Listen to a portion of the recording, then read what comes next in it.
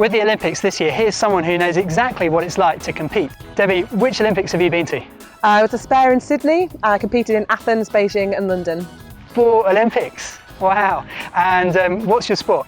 My sport is rowing, yep, so most of the time I've been in quads. Did you win any medals? Silver medal in Athens and a silver medal in Beijing, and between times we won some gold medals at the World Championships as well. We've got some footage here from your final of the Athens race. Take a look and tell us what you were thinking. Oh wow, we were such a smooth crew, you know. Those girls are some of my best friends. Such a close race. Germany were our main competitors in our whole career really. Even to the line we're trying to still come back on them and catch them up, but they were a great crew. And yeah, as you can see, we've given it everything. There's not an ounce of energy left there. We're going to hear a bit more about your story and what it's like to compete at the Olympics shortly, but before we do that, we're going to head out on the water ourselves. Hopefully, I don't tip us in.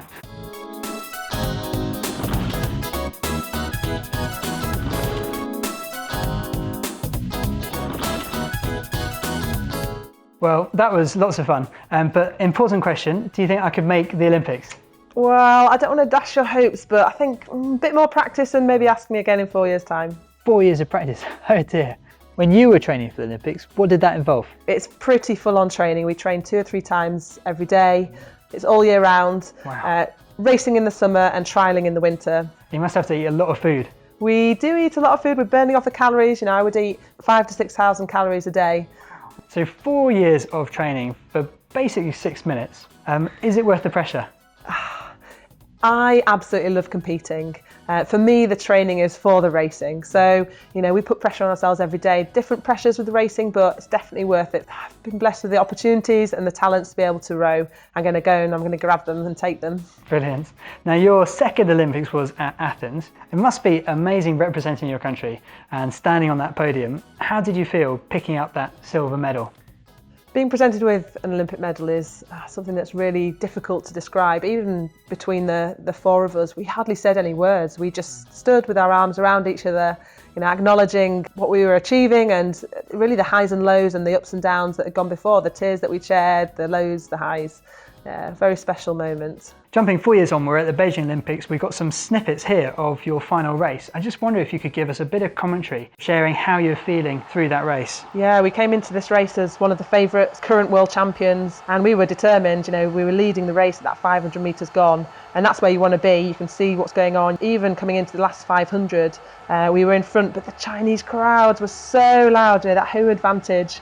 And the Chinese crew just overtook us in those final closing stages. Tough race. How did it feel not to come away with the gold? We were gutted. Gold medal was our aim and was what we wanted to do, become Olympic champions. And when we crossed the line, we were, no words could console us. You know, we were crying in the interviews, we were crying on the medal podium. You know, looking back on the race, you know, I'd still wish that I could have been Olympic champion, but we had a great race.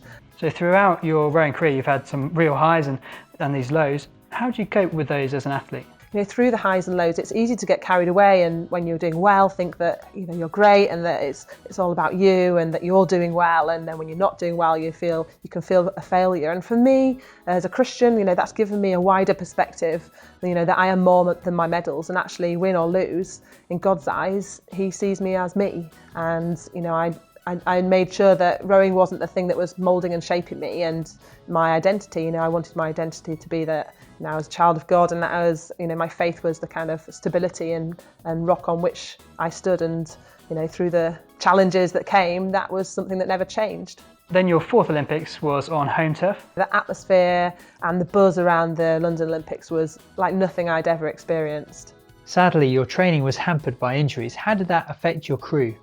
Injuries are always tough, especially in the lead up to a major race. It can really affect the confidence of a crew, but for us to make the final actually was a great achievement. Really, to be a part of the wider games and the amazing team that did so well was still a great honour and privilege. You mentioned earlier that you're a Christian. How does that make a difference to you as an athlete? As an athlete, you know, yes, I was motivated to want to do well, to win medals, but actually my main motivation was the fact that, you know, God had given me the talents and the opportunities in front of me, and, you know, I didn't want to waste them. I wanted to honour Him by, you know, taking hold of life and embracing the things that were in front of me, and that was a big part of my training and very freeing as well. So rather than trying to be pleasing other people or trying to be something or someone, actually I just absolutely loved the fact that I was there, and yes, I wanted to do well, but to honour him in how I trained, how I responded to things, how I reacted in highs and lows. And for me, it was about an audience of one, and that was God. Would you define yourself as a person as a Christian or as a rower? I would definitely define myself as a Christian. Rowing has been a part of this season of my life, but then my life is going to go on to something else. Often we're searching for the next thing that's going to make us happy, but actually things don't last, and then we're searching for the next thing. And the only way we can be truly at peace and have that happiness and completeness is having that right relationship with God and knowing Jesus. So for me, my medals are not going to come with me when I pass away. So in the light of eternity, knowing Jesus in my life is the most important thing, more important than any medals or successes the world could offer. Thinking about the Olympics this year in Rio, were you tempted to make a comeback? Oh, I actually did a little bit. I started doing some of the trialling this year because the boat that I'd always been in, the quad, hadn't made the Olympics, and there was another opportunity for it to do that. But I got injured in the end, so it wasn't meant to be for me. Anyone we should watch out for in the rowing? There'll be lots of medals brought back in the rowing, but the exciting boat to watch will be the women's 8, because they've done really well this season so far, and if they can win a medal in Rio, then it'll be the first time a British women's 8 has ever won a medal, so that will be a bit of history. So I'll be rooting for the girls. Well, Debbie, thanks so much for your time, and thank you for sharing your story. Really encouraging. Thank you.